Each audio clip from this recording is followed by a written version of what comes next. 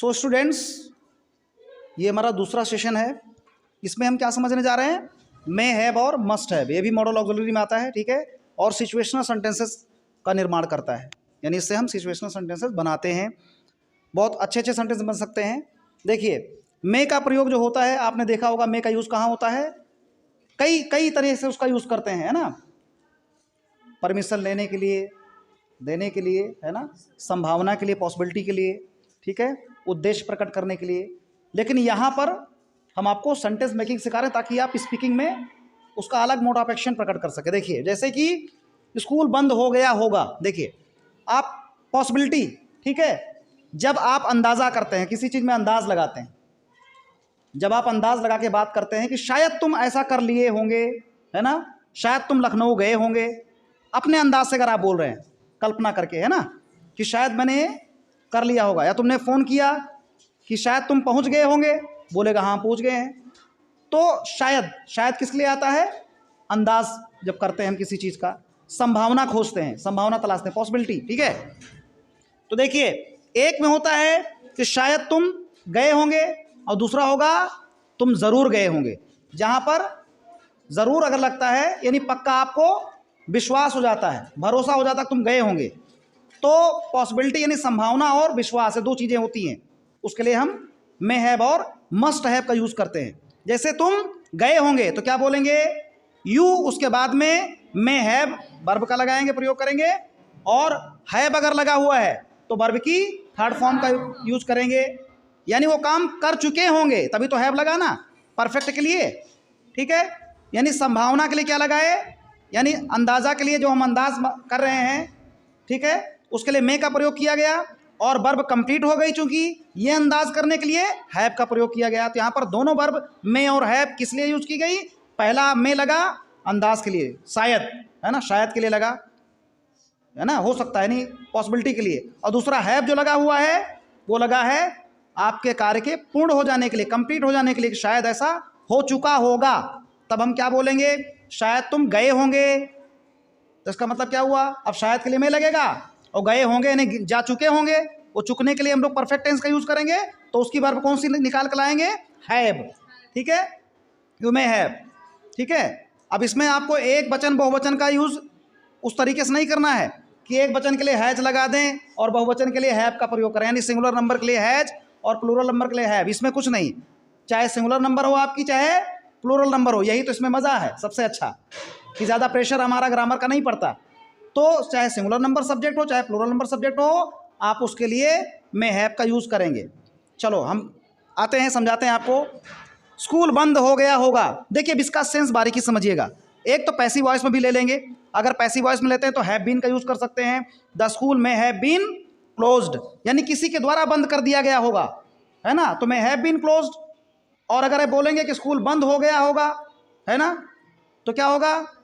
The school में have closed, बंद हो चुका होगा, यानी, ठीक है। और वहीं पर आपने बी का भी प्रयोग देखा था, स्कूल बंद होगा, यानी जब वो दशा को प्राप्त हो गया। स्कूल की एक दशा क्या है? बंद, है ना, तो स्कूल बंद होगा।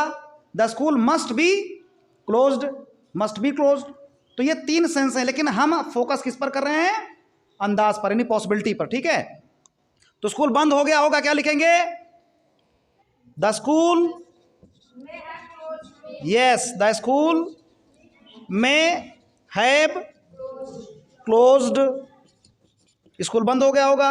अब अगर बोले स्कूल जरूर बंद हो गया होगा, तो क्या होगा? द स्कूल, केवल हम मे की जगह पर मस्ट का यूज कर देंगे, ठीक है। The school must have closed, right.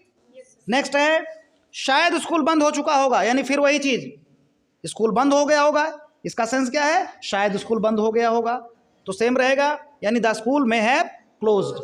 अब नेक्स्ट हमारा है, तुम लखनऊ गए होंगे, यानी शायद आप लखनऊ चले गए होंगे, शायद में, यानी अंदाज से जब आप बात करते हैं, ठीक है, तो तुम लखनऊ गए होंगे तो क्या हो जाएगा? You may have gone, you may have gone to Lucknow, यानी आप लखनऊ गए होंगे, चले गए होंगे। अब अगर आप वहां पर विश्वास के साथ कहते हैं कि तुम लखनऊ जरूर गए होंगे, है ना, तो क्या हो जाएगा?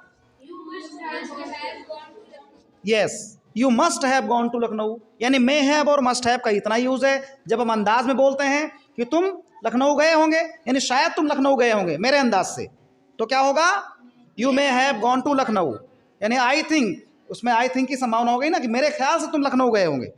खुद आपकी सोच है ना ये, तो जो अपने अंदाज से बोलेंगे बहुत ही बेहतरीन प्रयोग है और स्पोकन इंग्लिश में बहुत ज़बरदस्त का यूज होता है।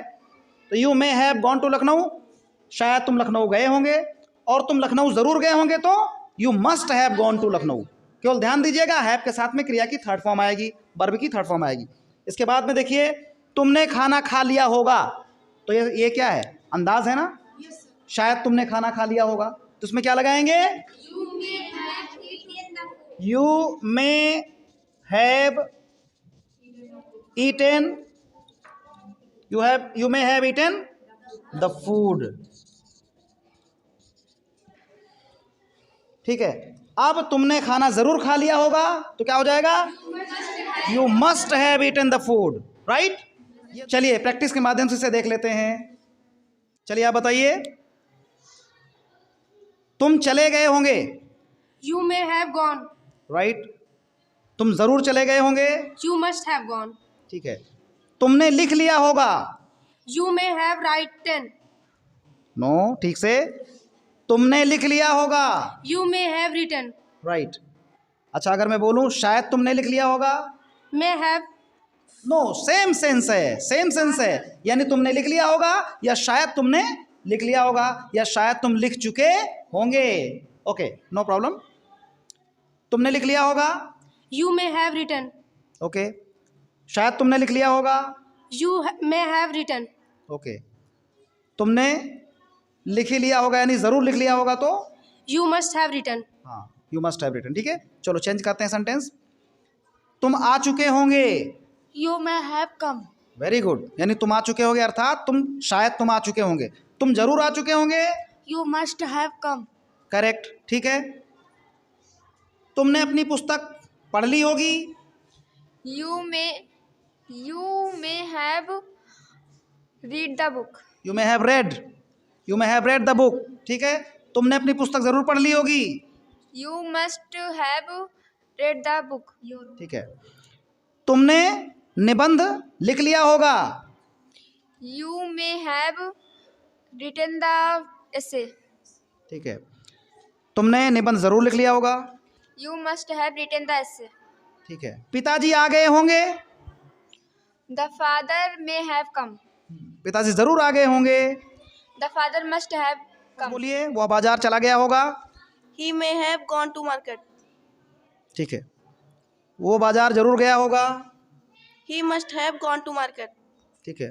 वह स्कूल गया होगा, he may have gone to school, ठीक है। वो स्कूल जरूर गया होगा, he must have gone to school, ठीक है। वह सो गया होगा, he may have sleep, he may have slept, ठीक है। आइए आगे, थर्ड फॉर्म लगेगा। Children may have gone to Faizabad, अरे यू बोलो, children you may have gone to, बच्चों तुम फैजाबाद गए होंगे ना, बच्चे फैजाबाद गए होंगे थोड़ी बोल रहे हैं, पहले सुनो ठीक से, है ना। अब देख लीजिए, जितने भी लोग स्पोकन इंग्लिश कर रहे हैं उनको सबसे बड़ी जरूरत इस बात की होती है, उनकी लिसनिंग पावर बहुत कमजोर होती है ना। उनको सुनने की बहुत बड़ी बीमारी है, जब तक सही सुनेंगे नहीं तब तक जवाब नहीं दे पाएंगे। ऐसा नहीं कि आपको आता नहीं है, ठीक है। चलिए, नो प्रॉब्लम। बच्चों तुम अयोध्या गए होंगे, children you may have gone to Ayodhya, very good. बच्चों तुम अयोध्या जरूर गए होंगे, children you must have gone to Ayodhya, ठीक है। बच्चों तुम पार्क में गए होंगे, चिल्ड्रंस यू, नो, चिल्ड्रंस नहीं, चिल्ड्रन बहुवचन है, चाइल्ड एक वचन होता है, चाइल्ड का बहुवचन चिल्ड्रन होता है, बच्चे, ऐसा नहीं लगता उसमें, ठीक है। बताइए, बच्चों तुम पार्क में गए होंगे, children you may have gone to, वापस बोलिए, फंबल कर गए आप। बच्चों तुम पार्क में गए होंगे, यही तो मैं बोल रहा हूँ, समझिए, ठीक से सुनिए। चिल्ड्रन, चलो आप बताओ, children you may have gone to park, हाँ राइट, अच्छा प्रयास है, गुड। आप बताइए, बच्चों तुम स्कूल गए होंगे, children may have gone to school, you आप। बच्चों तुमने ये फिल्म देखी होगी, children you may have seen this movie, अब उसके लिए आपको वॉच करना पड़ेगा, क्योंकि मूवी को हम लोग वॉच करते हैं ना। चलिए फिर से बताएंगे आप। बच्चों तुमने ये फिल्म देखी होगी। Children, you may have watched this movie. ठीक है। बच्चों तुमने ये फिल्म ज़रूर देखी होगी। Children, you must have watched this movie. ठीक है। बच्चों तुम घर पहुंच गए होंगे। Children, you may reached the home. है। बच्चों तुम घर पहुंच गए होंगे। Children, you may have reached the home. ठीक है। बच्चों तुम घर ज़रूर पहुंच गए होंगे। Children, you must have reached the home. हाँ राइट, अच्छी बात है। देखिए हमने मे हैव और मस्ट हैव का यूज़ कर लिया। अब इसकी पैसिव वॉइस भी देख लेते हैं ना। जैसे तुमने इसे कर लिया होगा या किसी के द्वारा हो नहीं जाता है ना। तुमने कर लिया होगा तो कैसे होगा। मान लो अभी बोलना हो, मान लीजिए बोलना हो कि तुमने पत्र लिख लिया होगा या पत्र तुम्हारे द्वारा लिखा जा चुका होगा, तो कैसे करेंगे। The letter may have been written by you. ठीक है, ऐसा होगा, है ना। यही तो होगा। यह कर दिया, यह किया जा चुका होगा, यह किया जा चुका होगा। This work may have been done. ठीक है, और यह काम जरूर किया जा चुका होगा। This work must have been done. Right, correct. इसका भी